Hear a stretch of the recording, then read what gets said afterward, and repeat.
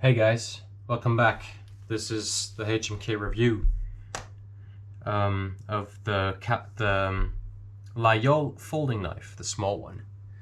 Now, this is my favorite folding knife to date, or one of my favorites, but it's close to favorite. Of course, in the modern day, we have tools and we have the ability to do certain things on similar style designs that allow us to make it easier to carry, but this, if you're thinking in terms of just a really high quality folding knife for an amazing price, handmade, with just amazing quality, right? Stainless steel, has vintage qualities. I don't think you can really beat this. This is definitely worth the price. You just slide it in your pocket. You don't have a belt clip for anything like that, but you do need two hands to open it. But so you'll probably have to put it aside every now and then on the table. But it's very easy to fold, and essentially what this is a shepherd's knife. So for making sandwiches, I guess you could say, and cutting all your ranch things like rope or whatever, and then of course,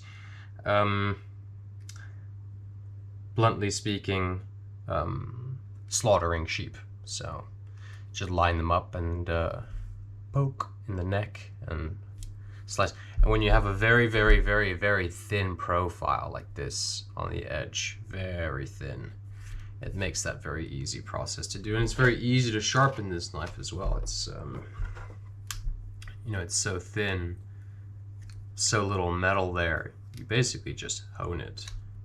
But yeah, it has a really nice finish all over. It's all handmade in France, and this is, I think, from the 80s or 90s, or maybe before, but definitely the previous century. And if you the people who are making these knives, they made hundreds, they made thousands each. They were not just compared to a modern knife maker who's starts selling knives after they made like 100 or 1,000 knives, or something like that. The people who were doing this, they were doing this very well, and they were very proficient at what they were doing. And then all the steps, they could probably even do it blindfolded.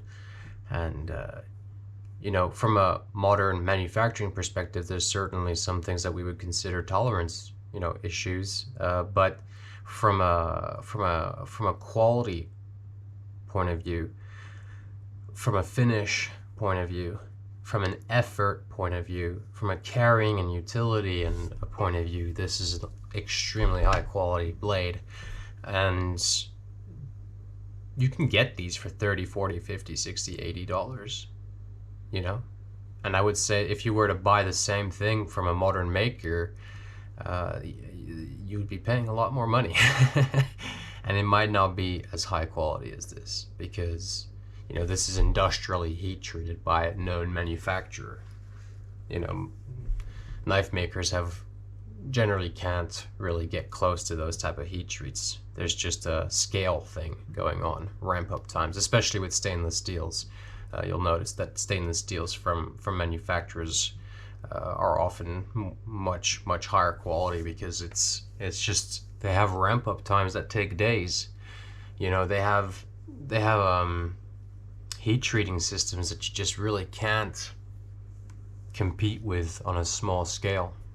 That's why, especially with stainless steels, it's very smart to have the industry heat treat it for you. I mean, the most professional kitchen knife makers I know, people who make the most precision-based stainless steel knives, they would never heat treat the blades themselves. They get their friends in the metallurgical industry to heat treat them alongside other elements. And that's the thing with these knives, like from Victorinox or Laguiole and stuff like that, is that these people know very well what I'm talking about. This is so thin, this blade, you could use it as a fillet knife. If you have small fish, It's very, very thin. I don't want to bend it or flex it or anything, but and it's very sharp too for what it is and how old it is. So the quality of the heat treat is very good. It has that bitiness to it, which I like. And part of that is just because it is so thin behind the edge and it has such a keen, like steep edge. You can see all the file marks, plenty of details on all of these knives. So yeah, as a HMK review, if you want to buy somebody a really nice folding knife as a present, I don't think you can beat the beauty, the finish, the professionality, the experience, the time, the endlessness, like the timelessness of this design from the Laguiole company. You can go on eBay, Amazon, you can find them all over the place. They've made so many of these, and they're all made by hand by real gentlemen, very manly dudes who really know what they're doing. I'm sure there's a lot of women involved too. Just absolutely great work, and this is such a sentiment to the 20th century knowledge and techniques that continued on from the 19th century onwards, past World War I, World War II, World War III. All the next wars that happened after the little World War III. But this is really, like, you cannot beat this in terms of quality. And the charm too, because you're not looking at who the hell needs a tactical knife, right? And you can buy this for a woman, you can buy this for your girlfriend, your children, your father, mother, great-grandfather, grandfather, mother, everybody. Anybody can buy this. And if you're a chef or a cook, this is excellent. If you're looking for a folding knife that you can use as a paring knife. You may want to look into handles that are not so raw. Maybe there is some more metallic options out there. There's a huge variation of designs with these little blades. Now,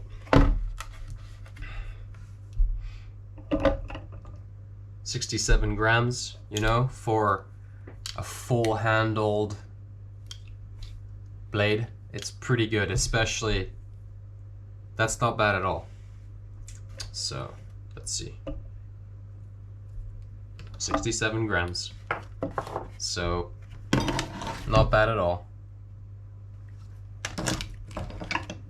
And this is like a modern Booker self-opening. I've been playing around with these, but the lock actually also broke. But the difference in quality there, I think this one is about the same price, maybe even more expensive. And I would say that if you were to pick, I would definitely go with something like this.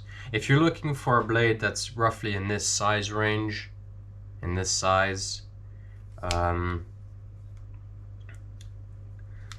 stainless steel folding blade that you can carry in your pocket everywhere, in your breast pocket, and it's very smooth, very light. This is hands down the best option you're gonna find on the market. There's really, in terms of, again, what I'm saying here is in terms of like the price to quality ratio.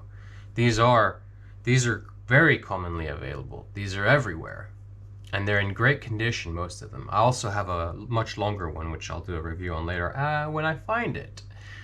But totally recommend these. I think everybody should have one in their collection, even if they don't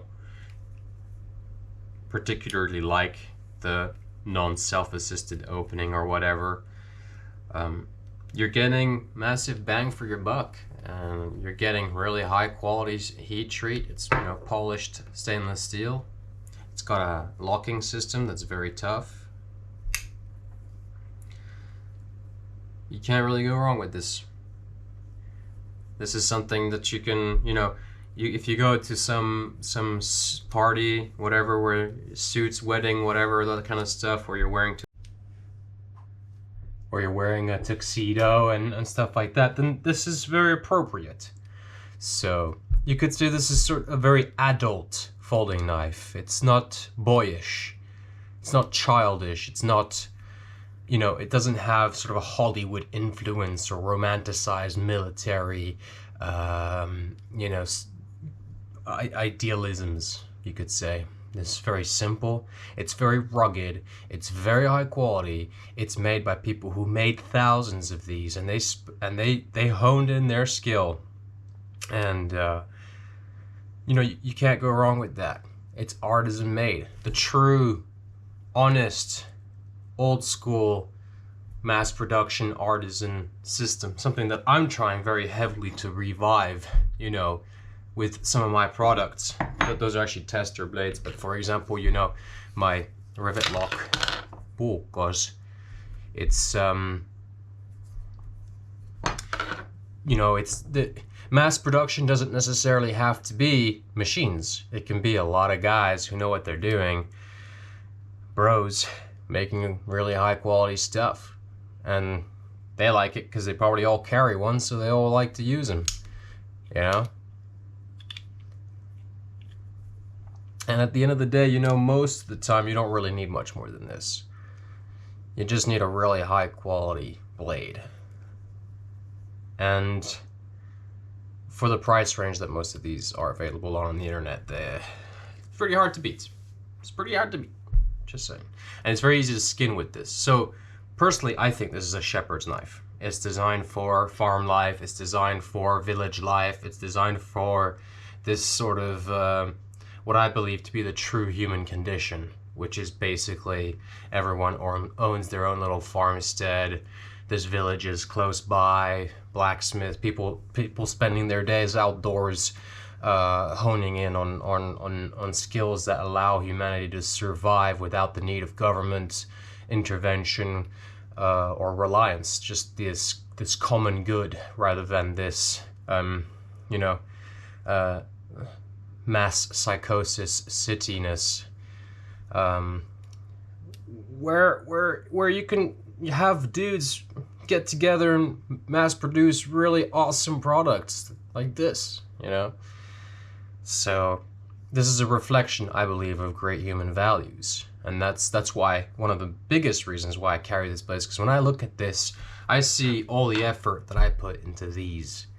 I see the decades and decades and decades of skills that are put together to create such a awesome little pocket blade. And commonly available, not this extravagant $300, you know, folding knife with 6 types of assisted openings and a, you know, an epoxy capsule inside in case you want to glue shit together. No, this is very real, you know. Nothing unnecessary.